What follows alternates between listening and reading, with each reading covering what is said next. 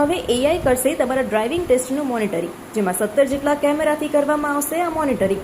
વડોદરાના આરટીઓ દ્વારા એઆઈ નવીન ટેકનોલોજીથી ડ્રાઇવિંગ ટેસ્ટ લેવાનો એક અભિગમ હાથ ધરવામાં આવ્યો છે. આ અભિગમ હેઠળ ડ્રાઇવિંગ લાયસન્સ માટે અપ્લાય કરેલા લોકોને ડ્રાઇવિંગ ટેસ્ટ દરમિયાન એઆઈ મોનિટરિંગ કરશે. આ મોનિટરિંગ માટે ડ્રાઇવિંગ ટ્રેક પર 17 જેટલા કેમેરા ગોઠવવામાં આવ્યા છે. લોકો જ્યારે ઓનલાઈન રજીસ્ટ્રેશન કરશે ત્યારબાદ તેમને જે તારીખ આપેલી છે તે તારીખે આવીને તેઓ પોતાનો ટેસ્ટ આપી શકશે. ટેસ્ટ આપતા પહેલા તેઓને ફરજિયાત એક 10 મિનિટનો વિડીયો જોવાનો રહેશે અને ત્યારબાદ જ્યારે ટેસ્ટ આપશે ત્યારે તેમનું મોનિટરિંગ કેમેરા દ્વારા કરવામાં આવશે. કેમેરા નિર્ધારિત સમય મર્યાદામાં જો ટેસ્ટ પૂર્ણ કરશે તો તેઓને રિઝલ્ટ તરત જ આપી દેવામાં આવશે. આ સમગ્ર મામલે આરટીઓ ઓફિસર કેતન ખાપડે વધુ માહિતી આપી છે. જી જરૂર, ચોક્કસ એ બાબતે આપને જણાવી દઉં કે આજે જે ટેસ્ટની જે સંખ્યા છે આશરે 25 થી 30 જેટલા 2 વ્હીલર અને 4 વ્હીલર મળીને 25 થી 30 જેટલા ટેસ્ટ લેવામાં આવશે. કેમ કે આજની તારીખે પ્રાથમિક તબક્કે આ એઆઈ ટ્રેકનું આપણે ઇમ્પ્લિમેન્ટેશન કરવા જઈ રહ્યા છે. જો બીજી કોઈ ખામી સર્જાય નહીં એના આધારે અને અરજદારને તકલીફ ના પડે એ રીતે આપણે 25 થી 30 જેટલા ટેસ્ટ લેવામાં આવશે.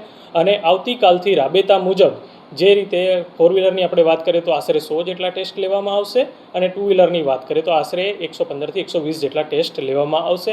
અને જેમ જેમ એની અંદર ઇમ્પ્લિમેન્ટેશન થતું જશે એમ ટેસ્ટની સંખ્યા પણ વધારવામાં આવશે.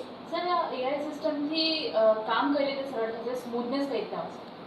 જી જરૂર, ચોક્કસ એ બાબતે આપણે જણાવી દઉં કે એઆઈ સિસ્ટમથી તદ્દન પ્રકારની ટ્રાન્સપરન્સી આવશે અને અરજદારને પણ જે રીતના આપણે જે ડ્રાઇવિંગ ટેસ્ટ લેવાતા હોય છે તેમાં કઈ રીતના ટ્રાફિકના સિગ્નલોનું નિયમોનું પાલન કરવાનું રહે છે, કઈ રીતના વાહન પાર્કિંગ કરવાનું છે, કઈ રીતનું રિવર્સ કરવાનું રહે છે, એ તમામ પ્રકારનું નોલેજ એમને મળી રહેશે.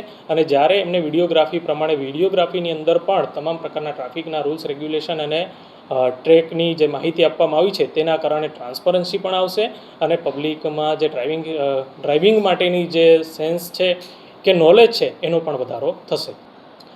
જી જરૂર, ચોક્કસ એ બાબતે આપને જણાવી દઉં કે જ્યારે automatic driving test track RTO Vadodara કચેરી કાર્યરત હતો, હવે એની અંદર અપડેટેશન થઈ અને AI base driving test implementation થવા જઈ રહ્યું છે. હવે એઆઈ બેઝની આપણે વાત કરીએ તો એક તદ્દન ટેકનોલોજી બાબતની વાત છે અને અત્યારે હાલ જે આર્ટિફિશિયલ ઇન્ટેલિજન્સ બેઝના જે પણ તમામ પ્રકારના ટેસ્ટ લેવામાં આવશે એની જો આપણે વાત કરીએ તો સૌ પ્રથમ અરજદારે અપોઇન્ટમેન્ટ લઈ અને આરટીઓ કચેરી આવવાનું રહેશે. હવે જે તારીખની અપોઇન્ટમેન્ટ મળી હોય એ જ તારીખ અને એ સમય દરમિયાન આરટીઓ કચેરીએ આવી ત્યારબાદ અરજદારે વેઇટિંગ રૂમમાં જઈ અને રજિસ્ટ્રેશન કરાવવાનું રહેશે. રજિસ્ટ્રેશન જેવું કરાવશો ત્યારબાદ તમને એક આરએફઆઈડી ટેગ આપવામાં આવશે. જ્યારે તમને આરએફઆઈડી ટેગ મળી જાય એ આરએફઆઈડી ટેગ લઈ અને બીજા રૂમ એટલે કે જ્યાં તમારે એક વિડીયો જોવાનો રહેશે, એ one type of mock test કહેવાશે.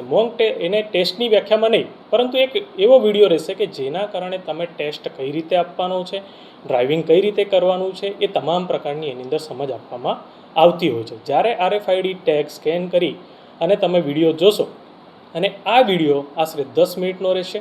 10 મિનિટનો વિડીયો જોયા બાદ જ પછી તમે આગળની ટેસ્ટ માટેની પ્રક્રિયા કરી શકશો. હવે ખાસ કરીને વાત કરીએ કે જ્યારે પાછું તમે આરએફઆઈડી લઈ અને ટેસ્ટ માટે જશો એટલે એ ત્યાંના કર્મચારીને તમારે આરએફઆઈડી ટેગ આપવાનું રહેશે. ત્યારબાદ ગ્રાઉન્ડ લેવલ ઉપર જે પણ તમારો ટેસ્ટ હોય, માની લો કે 2 વ્હીલર હોય કે 4 વ્હીલર હોય, હવે 4 વ્હીલરના ટેસ્ટમાં ત્યાં જઈ અને તમારે કેમેરા આગળ તમારો ફોટો કેપ્ચર કરાવવાનો રહેશે. એટલે કે તમારું ફેસનું આઈડેન્ટિફિકેશન કરાવવાનું રહેશે.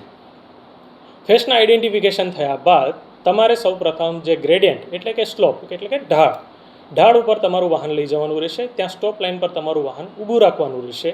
અને જો માની લો કે સ્ટોપ લાઇન પરથી તમને જ્યારે ગ્રીન સિગ્નલ મળે અને વાહન તમારું 15 ઇંચ કરતાં પાછળ આવશે તો તમે ફેલ ગણાશો અને 15 ઇંચ કરતાં ઉપર રહેશે તો તમે પાસ થઈ અને આ સમયગાળો જે તમને મળે છે એની અંદર તમારે 120 સેકન્ડની અંદર આ તમારે ટેસ્ટ તમારે પૂરો કરવાનો રહેતો હોય છે.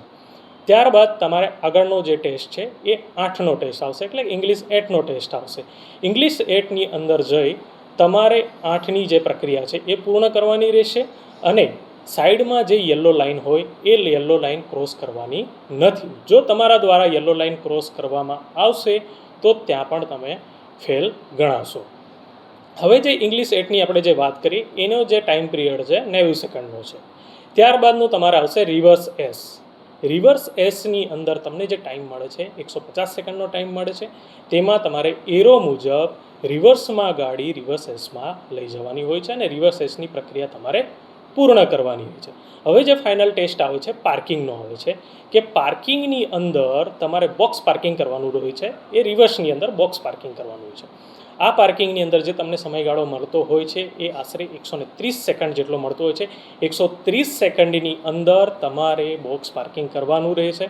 જો તમારું વાહન યલો લાઇન કે એની ઉપર રહેશે તો તમે ફેલ ગણાશો.